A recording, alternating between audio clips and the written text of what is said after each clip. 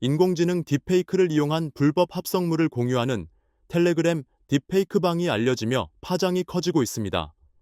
경찰의 적극적인 수사와 처벌이 필요하다는 목소리가 나오고 있습니다. 이들은 채널을 겹지인 또는 겹지방이라고 부르는데, 겹치는 지인이 있는 방을 뜻합니다. 자신의 지인을 특정하고 해당 지인을 아는 사람을 찾아 아는 사람이 지인의 사진을 올리면 해당 사진이나 동영상을 활용해 딥페이크 불법 합성물을 만들어 공유하는 것입니다. 대학별 또는 지역별 겹지방이 있었고, 심지어 중고등학교에 겹지방도 있었습니다. 방마다 1000명에서 3500명이 참여하고 있었습니다. 용기를 낸 인하대학교의 피해 학생이 직접 해당 방을 찾아내 증거를 모으고 경찰에 고소하지 않았으면 이런 사실이 알려지기 어려웠을 것입니다.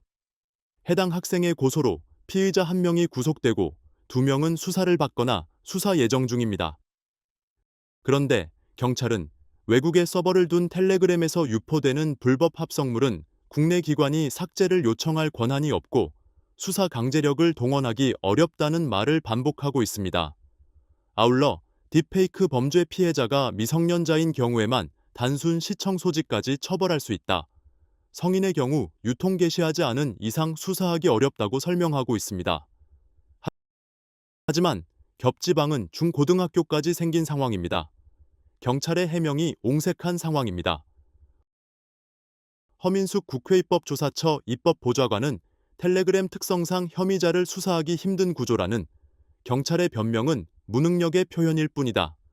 수사권이 없는 민간인도 가해자를 특정할 수 있는데 수사기관이 할 수 없다는 것은 말이 안 된다고 지적하고 있습니다. 인천투데이에 보도된 기사에 많은 시민들이 N번방 사태 때 확실히 뿌리를 뽑았어야 하는데 그러지 않아 더 많은 피해자들이 생기고 있다. 경찰이 무능한 게 아니라 수사 의지가 없는 것이다. 철저하게 수사하고 피해자들을 보호해야 한다 등 수사기관에 대한 비판의 댓글을 달고 있습니다. 반드시 경찰의 강력한 수사와 처벌이 필요합니다.